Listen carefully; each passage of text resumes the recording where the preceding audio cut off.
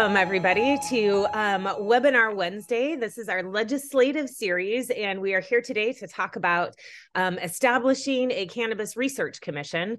Here at the Cannabis Alliance, we are dedicated to the advancement of a vital, ethical, equitable, and sustainable cannabis industry. My name is Caitlin Ryan.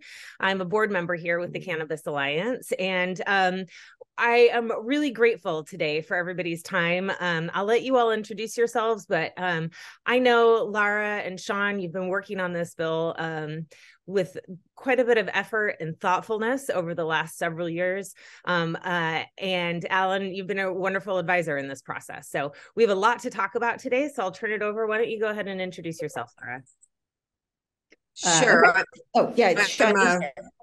I'm Sean Danae Wagenseller, CEO of Washington Bud Company. We are sponsoring this webinar Wednesday, so thanks to the Cannabis Alliance. I sit on both boards of the Cannabis Alliance and the Washington Sun and Craft Growers Association, and we support establishing a cannabis commission. So started working on this on its inception based on Dr. Schreiber's prodding.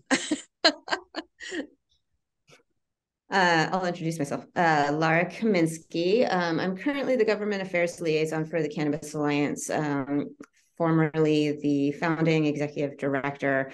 Gosh, it's been a really long time that we've been working on this, not just legislatively, well, God, I can't even tell you how many meetings we had prior to even forming a bill or thinking that we were going to address the legislature with this concept.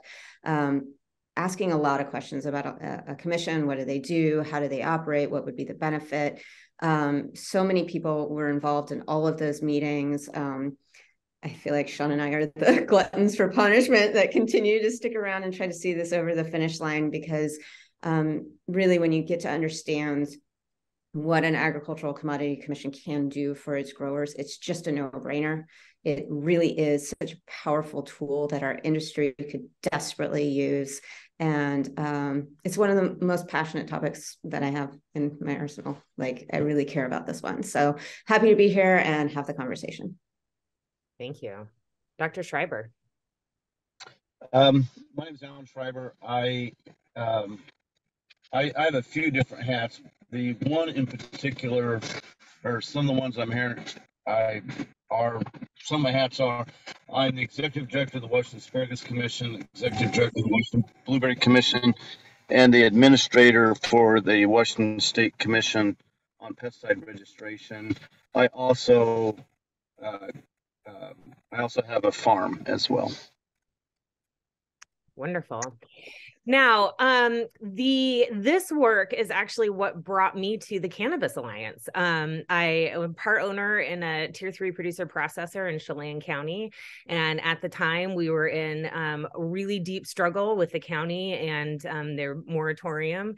And it just was, all the conversation was about how cannabis is not agriculture and how frustrating that was for those of us running farms, that to be considered that this plant is literally growing out of the dirt and to be told, well, we're not agriculture. Now, we know that there's tax reasons for that designation that doesn't necessarily sit here, but I thought immediately a cannabis commission was such an important way to say, okay, we understand that this tax designation complicates things in terms of an ag definition, but the activity is firmly agricultural, and we need to have some recognition of that. And a cannabis commission seemed to be a really good way to do that.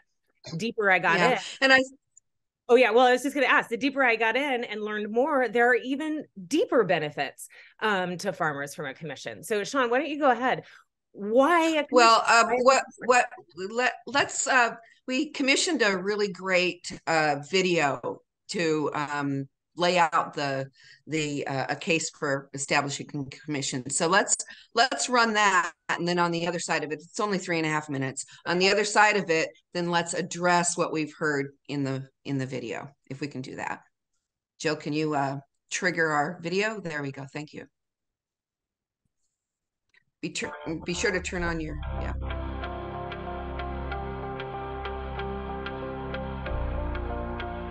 instability of the market itself is probably one of the biggest challenges.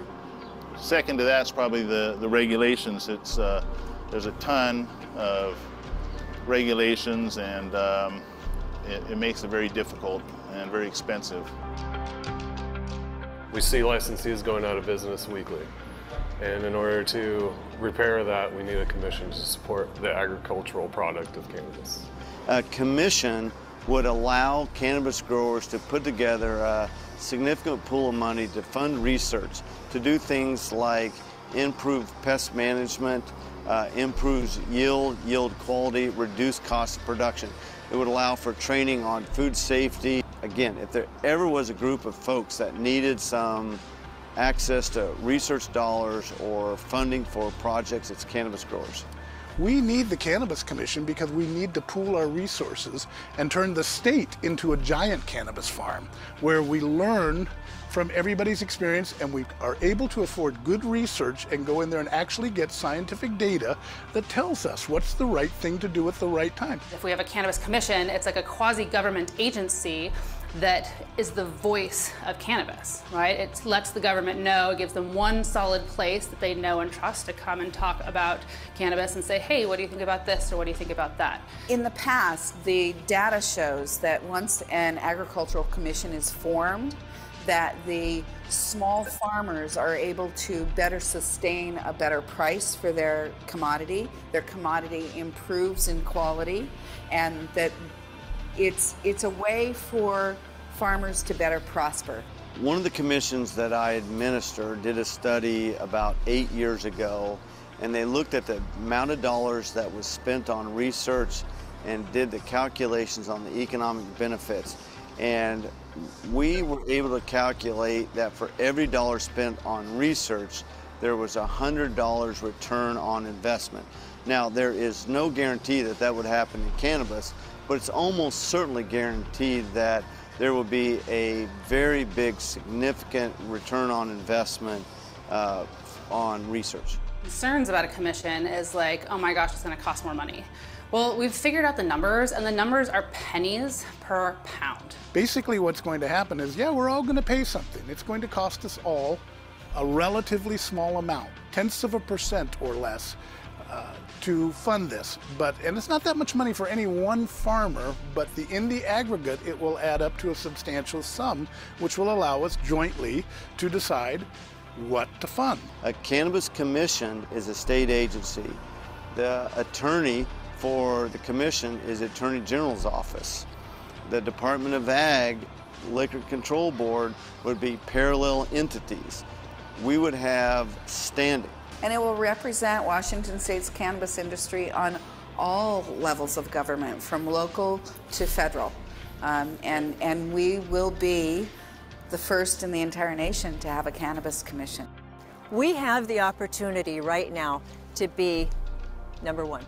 We can be the first in the nation to establish a cannabis commission.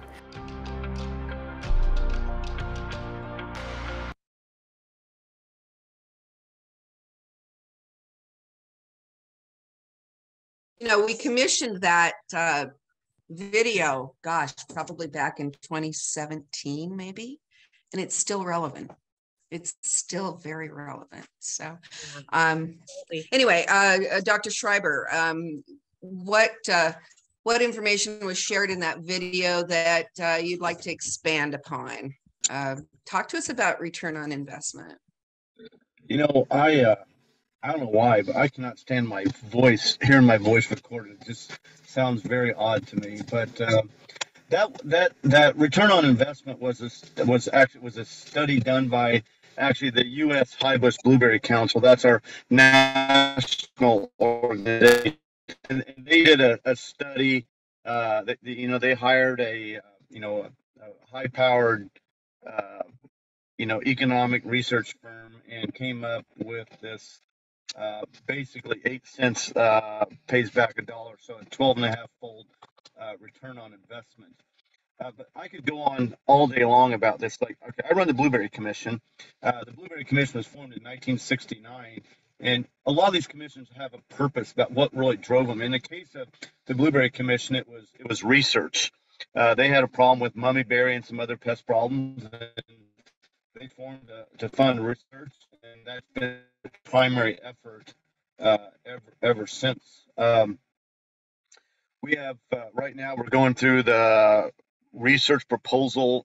The proposals are in. We have 17 proposals. We have them from Washington State University, Oregon State, USDA, but we have a lot of private sector proposals as well. And so, we have things about research on calcium. We have stuff on weeds,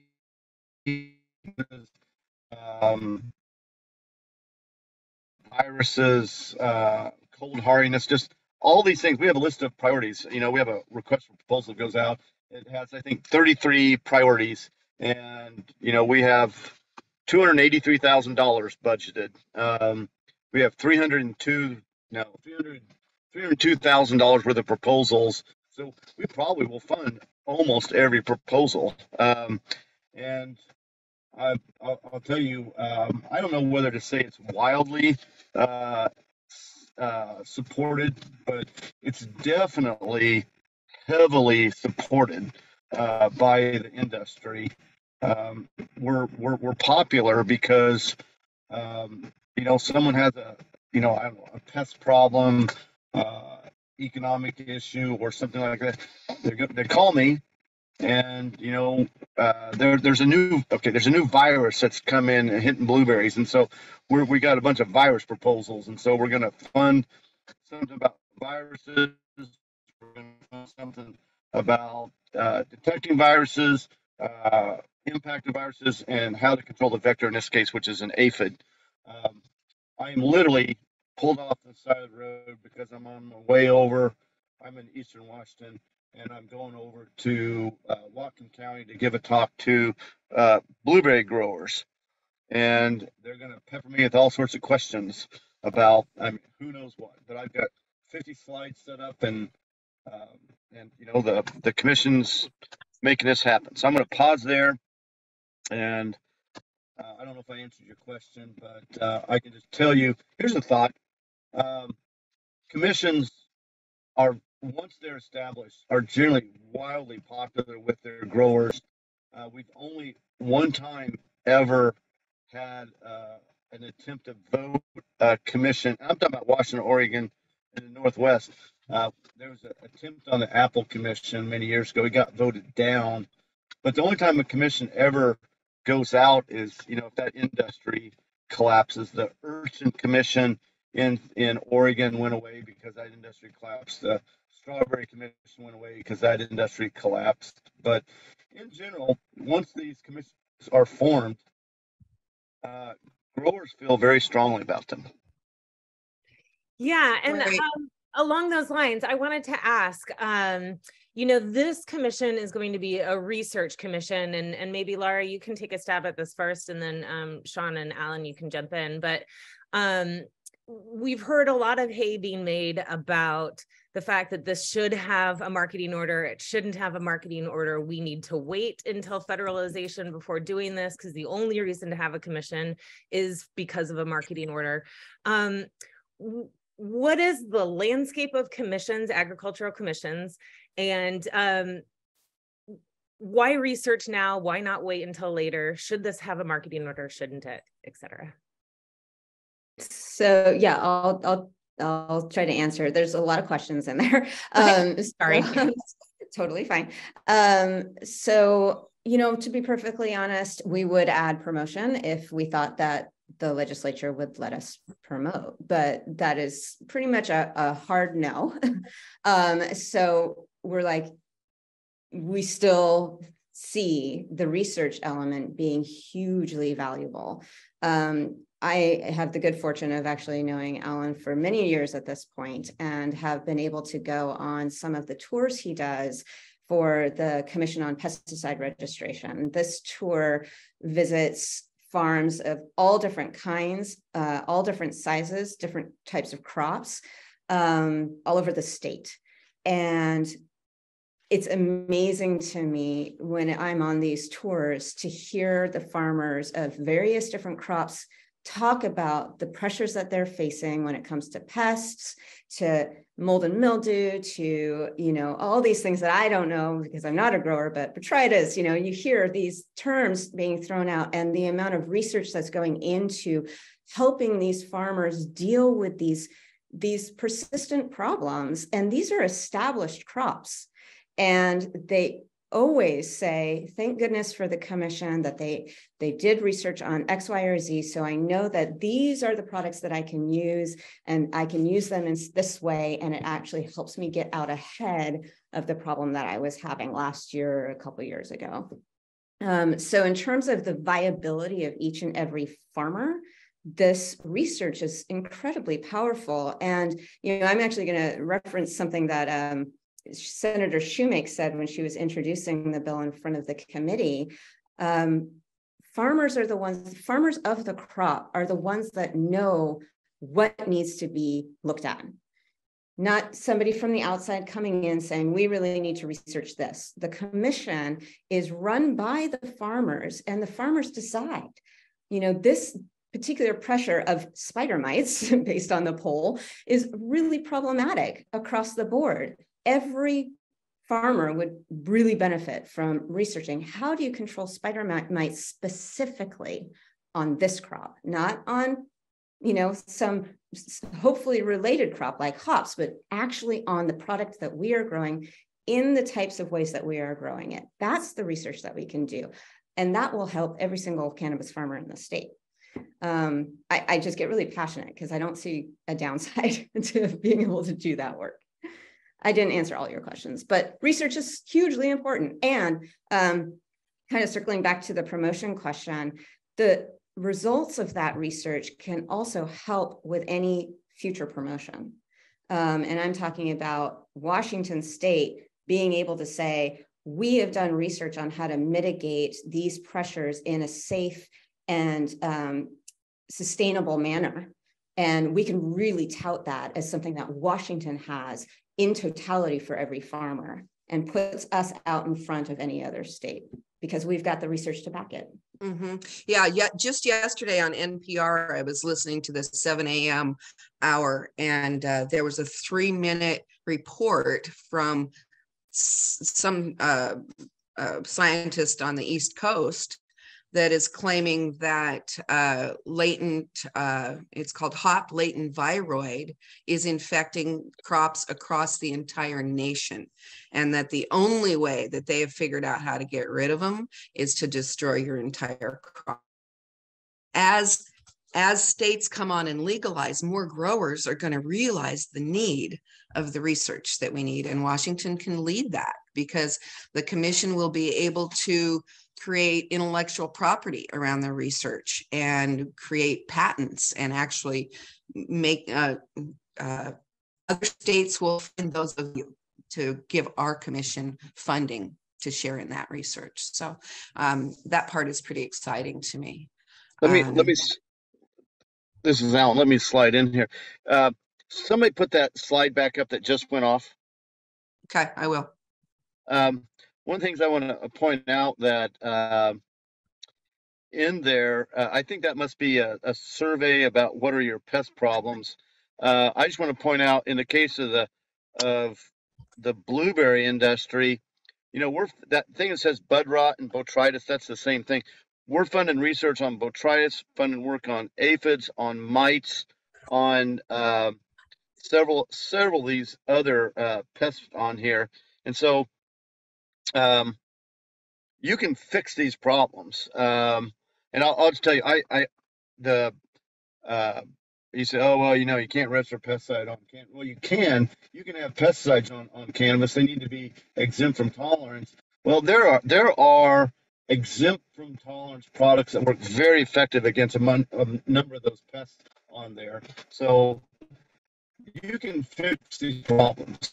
That may be an expense of the product. You can fix every one of those pest problems is fixable. The other thing I want to mention is, I think research is arguably the long suit for the commission, but I think for cannabis, something that has got to be up there is I'm on my way over to talk to these growers.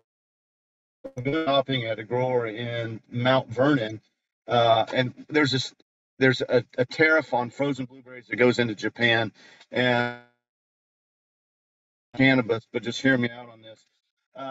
We are working with U.S. Representative Larson's office. We're going to get a campaign going with some other states, and we are going to try and force our federal government to get involved with a discussion with Japan to remove this tariff, and so we can export more blueberries. Representation. If you have a commission, you basically will have hired guns that will take on issues. You can take on issues at the state level, at the federal level, and on behalf of one of the commissions I operate, I testified last year on the International Trade Commission, so representing at the international level. Another thing, I will guarantee you it is only a matter of time before other states, probably California, could be Oregon, form a commission, and you do not want to be in a situation where there's other states are going to form commissions and you can't. Anyway, so I'm going to pause there and let someone else talk. Well, and you bring up an excellent point, especially around the question. One of the questions in that salad of questions, sorry about that, was should we wait for federalization? And I think what Alan was just bringing up to me is one of the most critical parts of why we shouldn't wait for federalization, other than had we established this 5 years ago, imagine how much better off all of our firms would be with some of this research. But as we are moving towards that, we need a voice that speaks for Washington State that is not LCB. And right now, they're the only official voice of cannabis for Washington State. And with the commission, and it's written in the bill, is the official voice of cannabis farmers in Washington State. I think that's huge. You know, we did run a poll, and that screenshot, Alan, was from a poll that's ongoing now. I put the link in the poll, so anybody that's a grower that hasn't taken the poll, please do. But some of the questions that are coming in from the poll, I'd like to answer. One is, how will individual license owners be represented? Some of us choose not to join trade or associations due to a high level of groupthink pressure. So how will a commission help change that? Basically, it will represent us all equally, on equal footing. Correct me if I'm wrong, Alan, but all of the growers of blueberries in the state of Washington are all represented by their cannabis commissions. So same thing across the board. So you describe the voting map, the districts and the voting map, and how you've ensured that sort of level of equity across the state? Jill, do you have a copy of the district map that you can post? Yeah, I can pull it up. Sean, I'll just tell you that when a commission forms, it automatically covers all commissions. You don't have an option on this. This is a state requirement, and everybody has to participate. However, if you don't like groupthink, what you do is you vote. Everyone gets to vote on who represents them, and I don't know that this whole thing about groupthink is not something that is commonly described in the commissions. What happens is, rather than groupthink, what you end up having is people representing their interests. If you're a West Side grower or East Side grower, I'm not saying that there's always conflict, but you usually have a diversity of opinions. I have one board that's very cohesive, one board that's like herding cats. It's very disparate in their opinions and takes on things. And then I have a commission that's intermediate. I don't think you're going to have groupthink on a cannabis commission, because people in this industry are more independent, more stubborn than anything I've ever seen as far as a group of growers. I think groupthink is the last thing that you're going to have to do. I would argue that you're gonna, if the when and if the Cannabis Commission is formed, you guys need to put these people in a group and make sure that they are some training on how to work as a group. I'll just put it that way. So Yeah. just to be very specific around kind of so all of this is specified in the bill, but this is a great map just to try to illustrate. So what we tried to do was to look at the state in totality and think about how different regions probably grow most likely. And so we tried to split up the state so that outdoor farmers were represented, indoor farmers were represented, big and small is also in the language, but there would be 2 representatives from each one of these districts, plus representatives that make sure to represent the size levels. And the way I saw a question in here about how would they get elected. So initially, just to get the commission up and running a little bit more swiftly, the initial board would be appointed by the director of ag, and that would be done from a pool of people who raise their hand and say, hey, I want to do it. And obviously within the way that it's supposed to be distributed by the map and size level on all of that. But, and honestly, that can continue. So after the director of ag selects from a self-nominated pool of folks for that initial board, who represents the growers in that region or that tier size or whatever it may be, that person is supposed to be representing a specific segment of the industry. After that initial appointment, there will be a rulemaking that will happen that talks about how does the election piece occur. You know, how do people get nominated? Maybe we stay with self-selection. But the idea is that it's a very democratic process, and rulemaking will go into effect once the commission is up and running, in order to talk about how future voting members are selected. Mm-hmm. So I know that's a lot of information, but it's all kind of in the bill language. But we really did try to look at this and think about how can we get the most representative group of individuals to look at all the different ways that this product is grown in our state and make sure that those folks have a voice on the board. Mm-hmm. And as Alan said, voting is how you get your voice. Sure. Now, and to keep in mind, there would be 12 producer processors, people sitting on the board. The Department of Ag director would be the head of that to make 13 people on the board. So there's 4 districts, 2 per district, that's 8. The remaining 4 are at large. And that was designed to balance the tiers. So if we've got a lot of overrepresentation from tier 3s, say, then at large people would be representing tier 1s and tier 2s to balance that out. So let's see, is there any other questions that we have?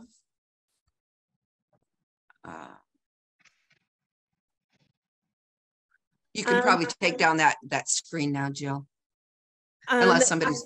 So I have a question in terms of there's been a lot of discussion in the hearings about raising the fees, because I think one of the parts that is also so attractive about this particular iteration is the assessment is so ridiculously low on product that has already been sold, and the benefit is so huge. So given that, what is the mechanism going to be now that we have a substitute for raising fees? Yeah, I'll take that too. So, we worked really hard with Senator Shoemaker and Senator Kaiser on the amendment that got adopted yesterday on the bill that moved forward, which not only makes the establishment of the commission go to a referendum or a vote of those who will be assessed, but also any changes to the assessment rate would also be a referendum or a voting process. So all of this is supposed to try to be as transparent as possible, to make sure that the people who are putting in the funds are the ones that are not only aware and controlling what they pay, but know where all that money is going, the research projects that are being funded, and all of that stuff. It's all supposed to be very transparent. So those referendums were added in, and I'm grateful for them to be there. Awesome. Now, let's talk about the research itself. Over the years, we keep hearing partners like WSU would not be able to participate because of federal prohibitions. Alan, you started out by talking about some of the private research that Blueberries are doing. Can we get research done for the amount of money that this assessment is supposed to raise? And can we do that in partnership with large institutions? So I don't know what your money, what your budget is, but let me just tell you, there are commissions that are very small. There are commissions that have budgets of less than $100,000. They fund research. There are commissions that have the Treatment Research Commission, I think, is like $17 million, and they only do research. Let's see, I already forgot your question. You probably would not at this point do work with Washington State University. I don't know, maybe you need market analysis. Maybe you need someone to say, well, I don't buy what the Liquor Control Board is saying. Maybe you contract with WSU and they do a market analysis. They can do that, I'm pretty sure. But yes, most of the stuff the universities can do is also done in the private sector. And so there are plenty, there's a whole vast network of private research. I mean, to be clear, most research is in the private sector, not in the land grant system. So, I mean, I don't know, maybe there's something done at WSU that couldn't be done privately, but I mean, there's plenty of research capacity out there to do work on cannabis. And what excites me, I'm sorry, but what excites me about moving the focus from LCB to the Cannabis Commission is the LCB is not mandated to consider our market. That's just not on their table. When they make rules, they don't have to consider how that's going to impact the licensees financially. They've been very clear. But the Department of Ag is mandated to look at that market condition. And so research on market conditions is something that, excites me. Well, and I just wanted to piggyback on the WSU question. So I've been in conversation with David Gang over at WSU, who's the one that does a lot of the hemp research, and specifically asked him, we've heard people say that you wouldn't be able to receive funds from the Cannabis Commission to do research, and he said absolutely not true, that they could. Now it's limited in terms of actual plant touching research, but there's a whole host of other things, like Alan said, the market research, worker protection stuff. I don't know how much. I know farmers that I've talked to struggle with making sure that their workers have the appropriate gear that they need without having to go through trial and error to figure it out, so their workers are safe. That's stuff that the WSU could fund and make sure to give that information to all farmers. So along those lines, a question from the chat, who owns this research once it's been completed? And is there any sense of the ROI of investment and return back? Okay, let me take a first swing at this, and someone will have to cut me off because I can talk forever. Okay, so it's ROI and Alan, what was just face the computer. So okay, I'm sorry, I can't sit still. Okay, so the blueberry industry did an analysis and had a 12.5-fold return on investment. So 8 cents in, $1 back. So that's a ROI. The intellectual property, that is a very complicated question. This research is public funding. So one thing to think about is when the commission funds something, when the money goes into the commission, it becomes public money.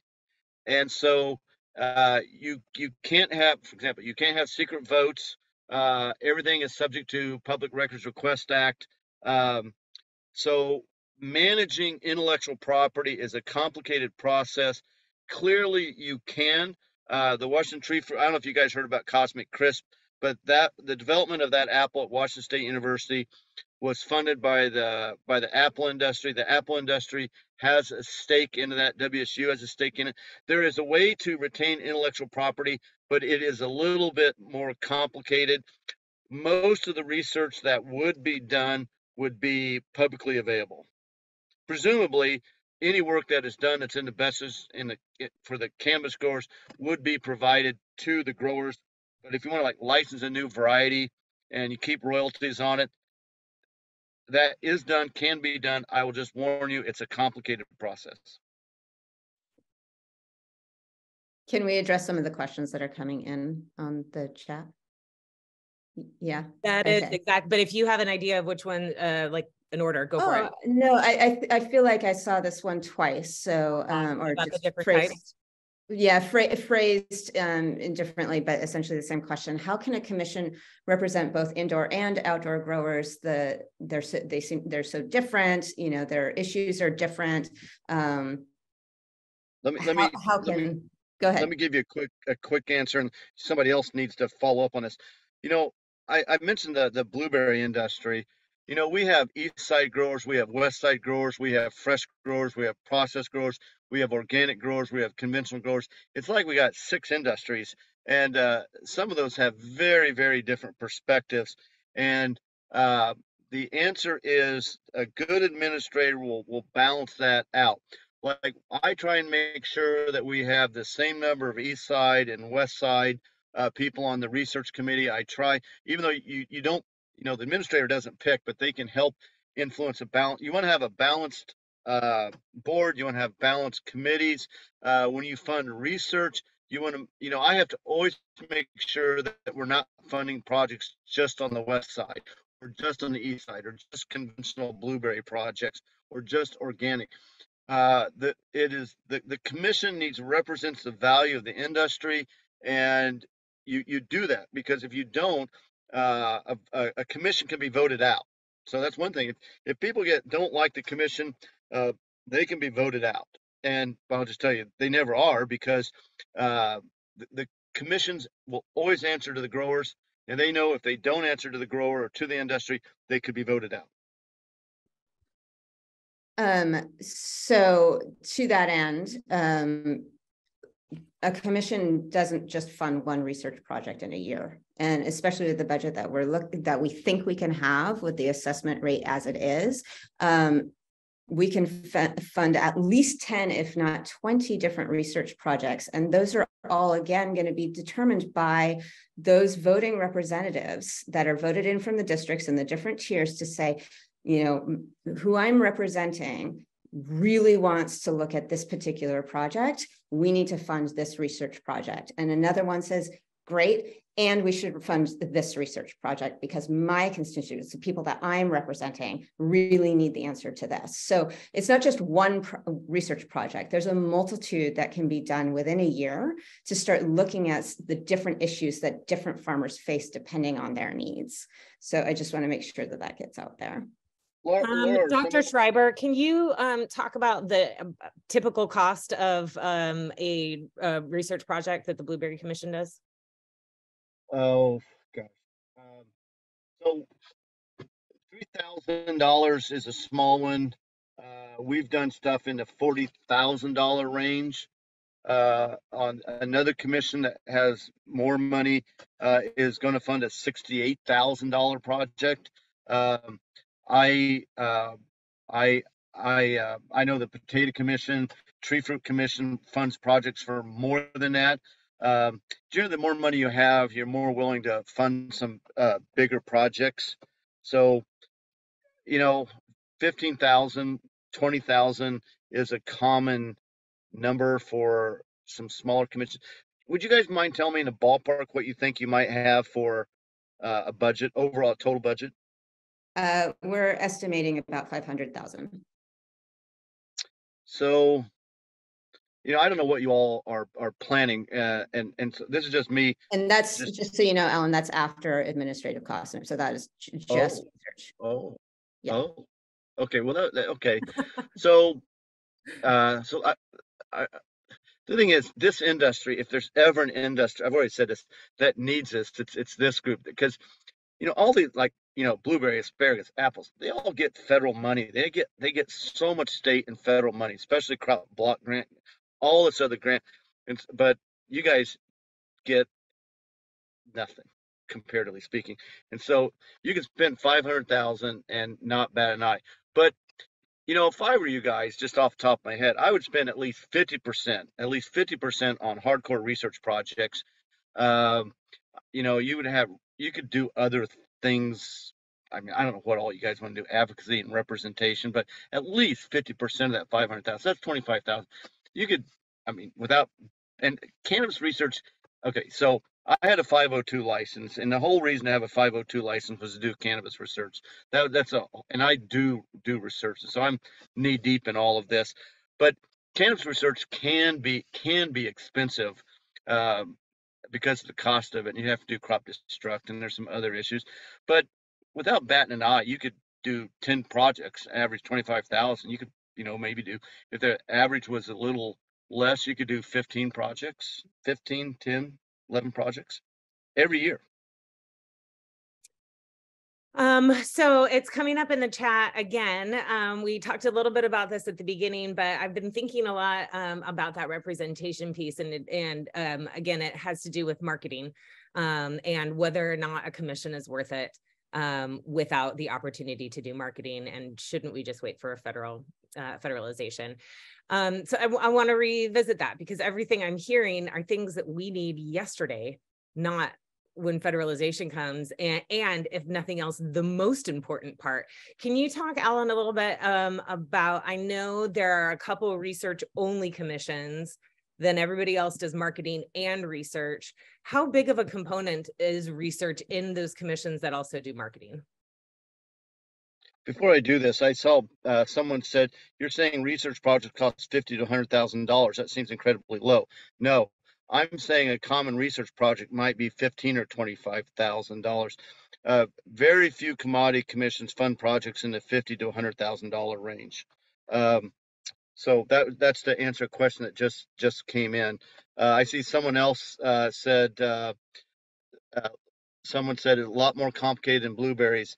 Amen, brother. That's why I was thinking the average cost for cannabis research might be a little higher. That's why I picked 25,000. That's higher than average.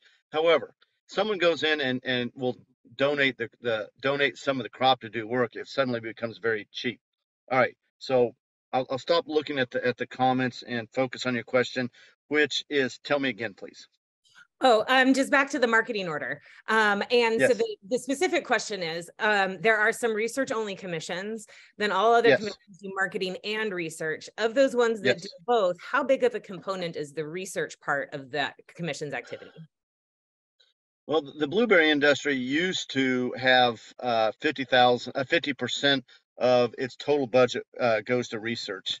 I would say half is a common number. It's kind of all over the board, depending. Some do more marketing than others, but I'd say rule of thumb, 50% goes to research. And I was, just to jump in here, I asked that question too, seeing if I could get from the commissions themselves kind of an estimate on percentage of research versus marketing dollars. And it is kind of all over the place. It depends on what that commission decides it wants to spend its money on. To be frank, the farmers say, hey, we just, for the example, the apple, commission, we just came out with this new varietal. We want to promote the crap out of it. So we're going to give more of our budget to promoting this new varietal that we actually did all the research on to create. So there's just, it depends on what the commission decides, how they want to utilize their research or the commission dollars to the benefit of the farmers of the state. Let's move on to some of the questions that are coming in from the poll. A couple of questions are running around the same topic, and that is, how will voting work to establish a commission, and what needs to happen to get the commission bill passed? Laura? So let's tackle, how will voting work to establish a commission? You want to take that, Laura? So, okay, so the referendum piece. So the way that the amendment is currently written is we need at least 30% of each license type. So that would be producer only or producer processors, 30% of those license types needs to be represented in who votes. And that's a minimum bar. Obviously, we could have more people participating than that. And then of that, 51% vote in favor. So it's, it's a majority of those who vote say, yes, we want a commission, and it gets established. And then the director of ag would go through the process of that self-nomination piece to establish the first board of voting members, and we move forward from there. And then rulemaking obviously would happen as well. Did that answer the question? I hope. I think so. There's a question in the chat from Bethany to give some examples that both indoor and outdoor growers will benefit from. Off the top of my head, creating standards for the various products that we create, looking at market conditions.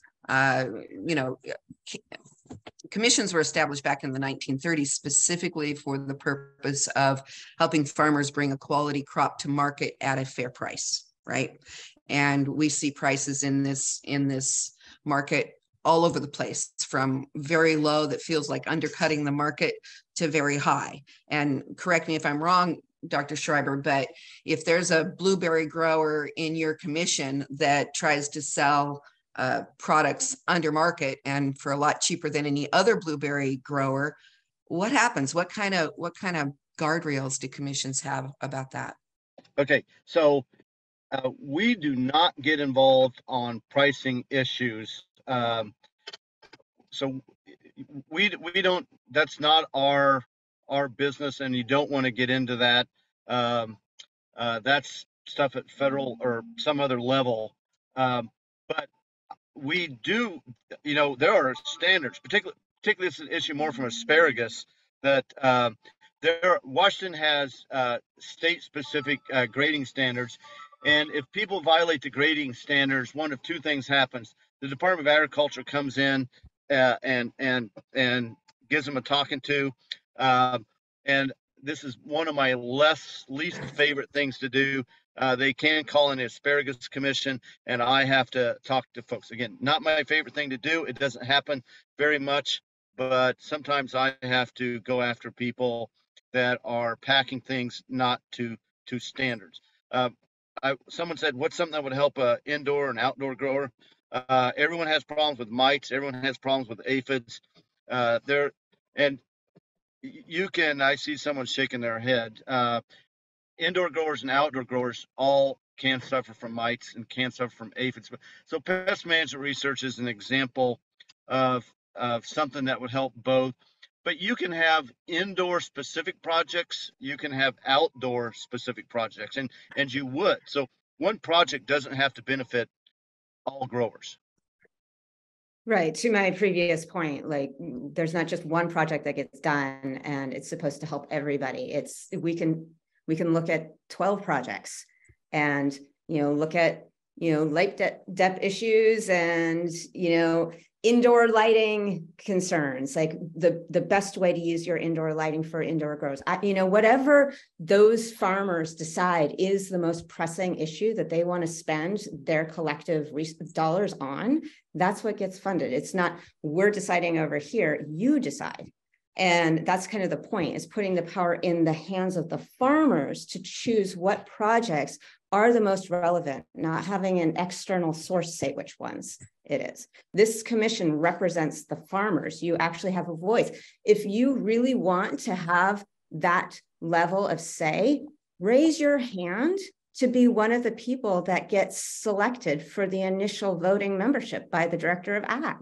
Raise your hand, get on that board, because then you can have that seat and represent who you say needs to be represented. I will tell you, at the next to last board meeting of one of my commissions, a small grower came in and said, look, you're doing all this research, you're doing this, you're doing that, and that doesn't help small growers. We need fill in the blank. He gave us something. And so the next board meeting, we put some money into some small grower projects.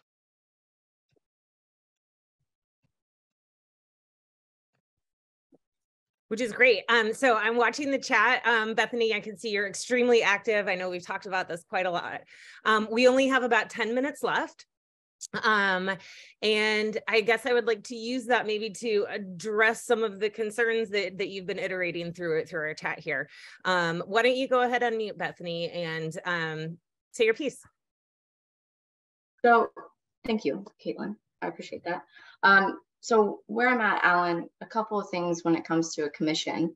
So currently in Washington State, this would be the only commission that's limited to Washington. And I am a lot more open to a commission if we were able to do marketing, which we're not. So we really can't promote our product outside of Washington because of not the limitations of this commission, but because of federal limitations. So that being said, we are set to just do research. My issue with it is, like Lucas has said, blueberries are way more, there's a lot more in common with blueberry farmers than there are with an indoor grower and outdoor grower.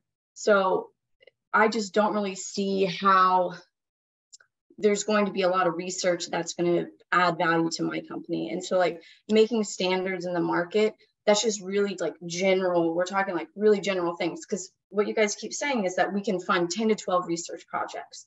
I just want to know what is proposed to those 10 to 12, because what I've been told is that it's pest management, which there's tons of resources for pest management of cannabis.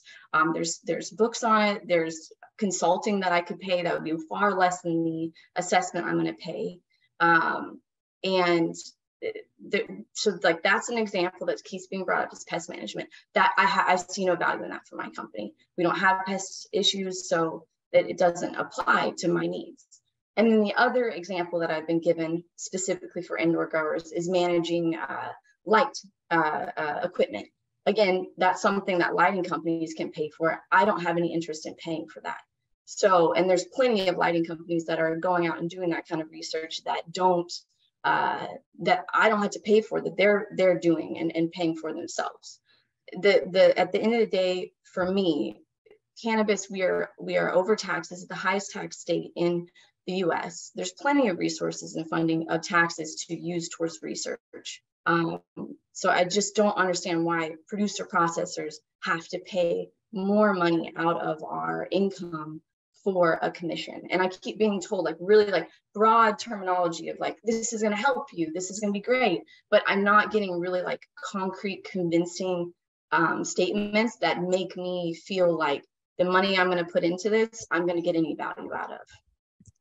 Alan, can you maybe expand on that ROI comment that you had made earlier? I know we have a graph that's in our one sheet also that shows that return on investment. And I know Alan's the expert on the blueberries, but I know that one in particular was commissions across the board. JLARC also just put out a study 3 weeks ago where they assessed all members of all different commodities of commissions to see if the folks thought it was worth their money to be in these commissions. And everybody said, yeah, this is definitely worth it. I'll let you pick up from here, Alan. I'm a big believer that growers have the right to organize and have a right to vote. And, if you guys have a vote on this, I think folks will recognize the value of it because they see the value from these other commissions. There's the reason that pest management keeps getting brought up is because I also do research and I'm a pest management researcher, and so there's a lot of other things that work gets done. There are things like research on fertility, macronutrients, micronutrients, how to reduce costs. So if it's hard to believe that cannabis growers don't have pest management problems, that don't have unmet pest management needs, you may be the lucky one if you don't have any pest management problems. But I assure you, there's every crop out there has pest problems and has unmet pest management needs, unmet fertility needs, labor issues. You know, we're funding work on how to reduce labor costs. So we do, someone says there's a lobbying side to the commission. So I want to, one of the things I wanted to get to, besides there's I think a lot of pest management needs and non-pest management needs that could be addressed by the growers. But the thing is, there's a lot of other things like representation. You can have a lobbyist. Now, you have to be careful. There's some rules about lobbying. You cannot take a position that is in opposition to a stated position by the governor while legislation is pending on specific legislation. But the Asparagus Commission has a lobbyist, Potato Commission, wine grapes, wheat, tree fruit. They have lobbyists. And you can have the lobbyists at the state level. You can have a lobbyist at a federal level. While I'm a research mindset, I would tell you the first dollar I would spend would be to hire someone to represent you in Olympia. And I'm just going to underscore that, again, you decide who represents you on the voting board. And if you really are passionate about making sure your issues are the ones that are at the forefront being discussed by the commission, you raise your hand and say, I would like to be considered to be part of the initial voting board of the commission. That's how it works. The idea is that if you have issues that you want to make sure get addressed by this commission, then speak up, stand up, and get your voice heard. Okay, I'm going to respond to a question that Bethany made. So you can tell by the way I'm talking, and they got me onto this group because I'm pro commission. Not every answer I'm going to give you is going to be a convincing argument for a commission. Bethany just raised a serious question. How would a commission stop corporations from getting into cannabis? I will tell you, big corporations getting into agriculture is, for me, an unfortunate fact of life, and it's having a disruptive effect on a number of industries. I will tell you that's a tricky, tough question. I will tell you, if the commission is formed and they developed a mindset, a position that they wanted to keep big cannabis out or big corporations out, they would go to the legislature and try and get some rules passed. I don't know whether it would happen or not. Maybe big cannabis might outspend. I make up big cannabis. I don't know, big whatever. But I can tell you, you're more likely to get corporations stopped from getting into cannabis with a commission than you ever will without a commission, if that is indeed the position that you have. A commission gives you a seat at the table. More importantly, commission gives you power that you will not otherwise have. And to that end, just to be clear, sorry, so a commission is a quasi-governmental state agency. It sits within the Department of Agriculture. And right now, cannabis does not interact a lot with the Department of Ag. This would finally get us in the House where the issues for farmers are actually dealt with, and it's considered a state quasi-governmental agency. So when the commission speaks on behalf of farmers, no detriment to our lovely associations, of which I am a part, but it's just not the same. When the Cannabis Alliance speaks up versus when the Cannabis Commission speaks up, it has different weight.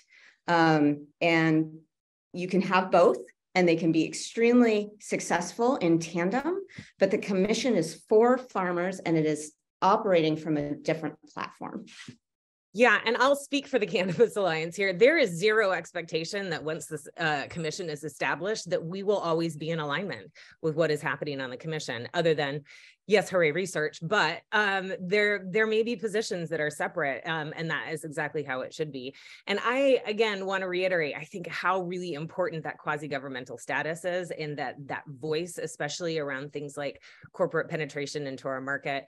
You know, Alan, you were hard to hear a little bit as you were talking about negotiations at the international level. But again, as we are preparing for federalization, this is the only official voice for the state that we will have in our control as an industry. This could have an impact on interstate commerce should that happen before federal legalization. And then as the federal government starts setting up those guidelines of what it looks like, farmers are, I think, the most vulnerable in that process.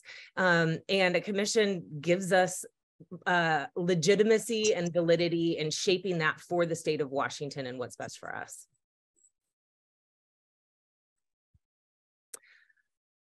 I did not mean to snag the last word. Lucas, I saw your hand up too. I didn't, I'm not going to discriminate and just give Bethany the mic. Did you want to chime in before we hop off here?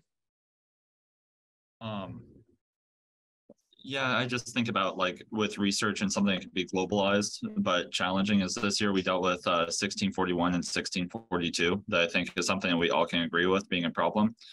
That research was $500,000 from the legislature to, I'm sorry. EDAI. EDAI, thank you. And so when we talk about the cost of research that I think would be beneficial to all, that was $500,000 to research that I don't think was even personally of that quality.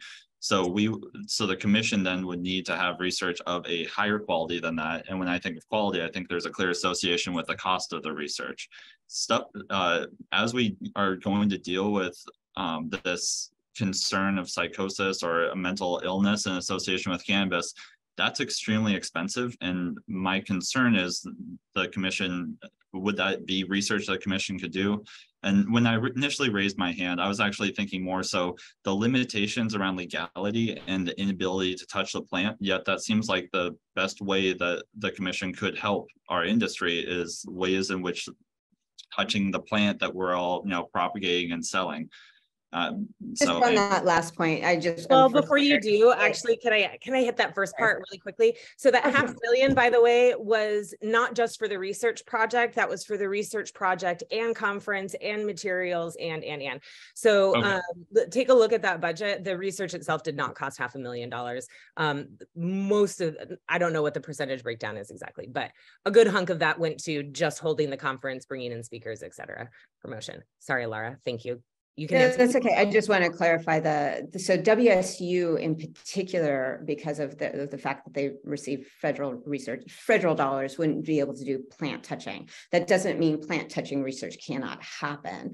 To Dr. Schreiber's point, a lot of the commissions that are out there today, while they can utilize WSU and do, often and sometimes in complete lieu of WSU, use private researchers because they can be more focused.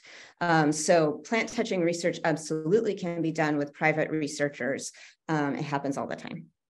And for example, we are working with Dr. Chris Simpson at the University of Washington. There is no commission here, so he's approached industry associations, and he's doing research on inhaled particles and what lung injury might happen on farms, and specifically to develop the most ideal ventilation systems and PPE for people working on farms who are in the processing part of things. He has a federal grant in order to do it.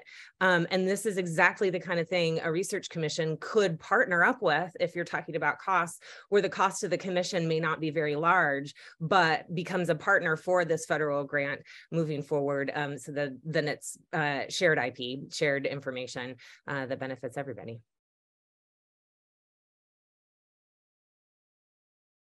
So as far as plant touching, so we do have language in the bill that allows the commission to touch plants, right? But the research, Alan, correct, would mostly be done directly on farms that choose to work with the commission members on research. Is that correct? But they could do it on farm. They could have their own, 502 license and have have their own research facility. But any private researcher can do hands-on research. Yeah.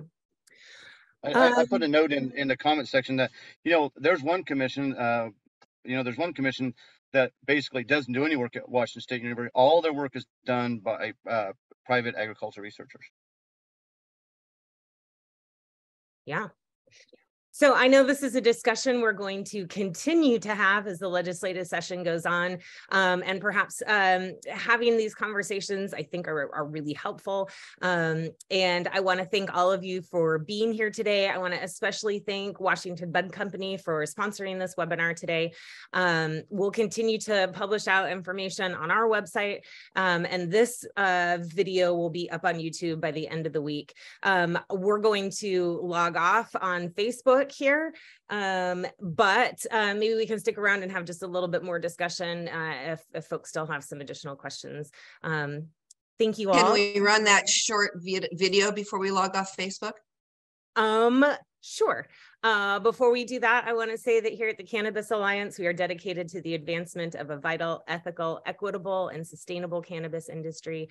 Thank you, Lara, Sean, and Al for being here today. And then Jill, go ahead and share that video. Legalization created entirely new economic opportunities for Washington families. The cream has risen to the top, and the independent growers, the backbone of the industry, have earned its reputation of quality craft producers. Craft cannabis farmers are a special breed. They grow because they have a passion for the plant. They grow craft because they care. They grow craft because they can. It is an art form for the dedicated. A Cannabis Research Commission will add science to the craft. It is time to turn another page of history together. Great. Thank you all. I'm really thrilled about everybody that was able to spend the hour with us. We'll have the video available and continue the discussion as the bills move through the legislature this session.